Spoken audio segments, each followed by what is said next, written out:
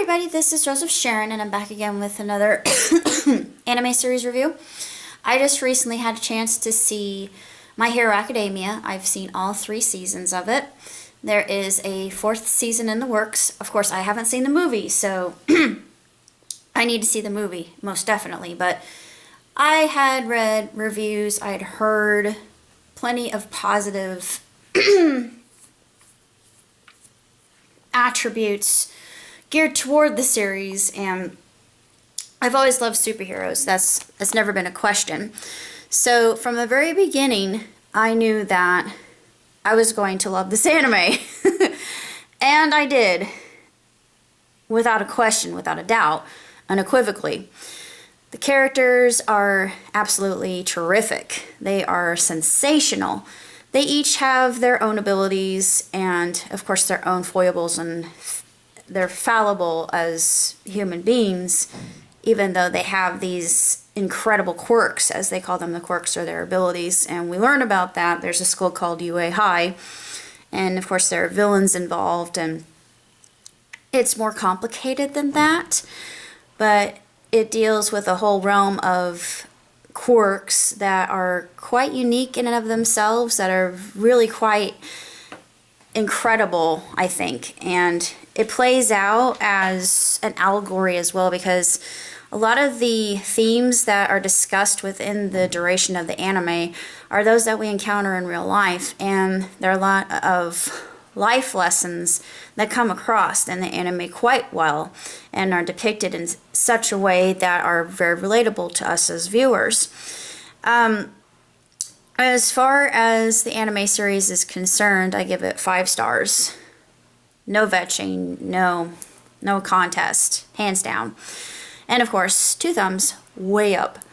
The casting is phenomenal. All the voice actors and actresses are ones that, if you've watched anime as much as I have, you probably think, oh, I know who that is instantly upon hearing the tone of their voice. But Funimation does a really bang-up job when it comes to dubbing, because their actors and actresses are well trained in timing, and I know that such a thing can be extremely difficult, because if you're an actor on stage, people can see your movements and they can comprehend what you're trying to convey through that, whether it be a micro cue or just inflection of the voice.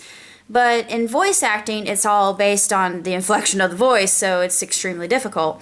That being said, still, I'm very, very impressed with how well the emotions were depicted. And I liked all the characters. There were even some villains that I really enjoyed. One in particular, his name is Twice, but I won't go into why I really like it. Twice is an intriguing character, and he identifies a mental illness that I think is very, very fascinating. I don't know why, but I really find this mental illness extremely intriguing. I'm not going to go into it because it would be a spoiler alert, so I don't want to go into that without revealing something, and maybe you wouldn't want to watch it because of that. But there are quite a few things that are encountered within this, and I would say mental illness is one of them. Inability to resolve anger issues is another one. That one's very clear. Just the whole idea of pride, the inability to overcome one's personal sense of it, just having that zealotry, of course, is a big theme. Egotism, just a lot of really different themes. Human themes are just, the whole gamut is run, and it's extremely relatable. It's very well done.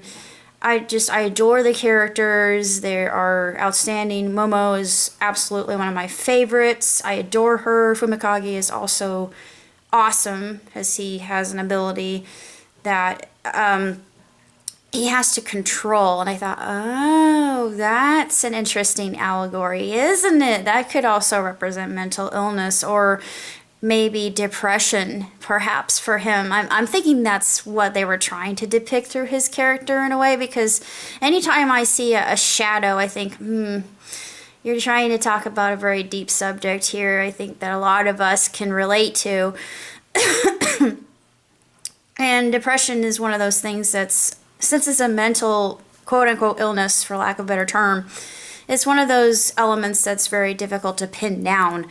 And I've had it. I actually have bipolar 1, but bipolar 1 is different than depression, and I've overcome my depression.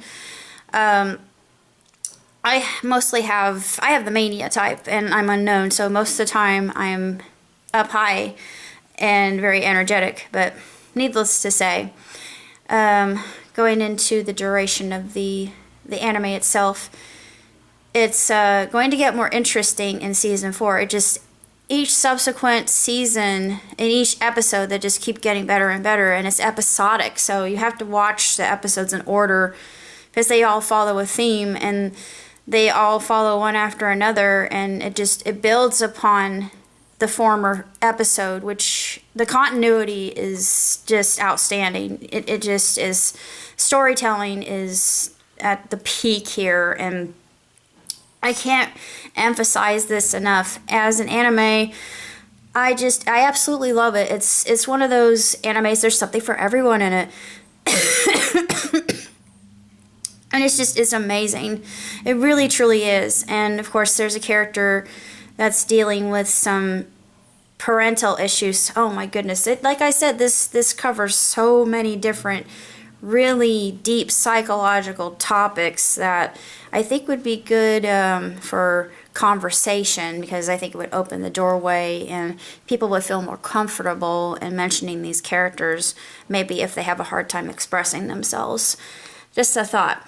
But looking forward to next season, and I actually want to see the movie now, just due to the fact that I love the series and I would love to see how the movie plays out. So until next time, live long, prosper. Ciao tutti.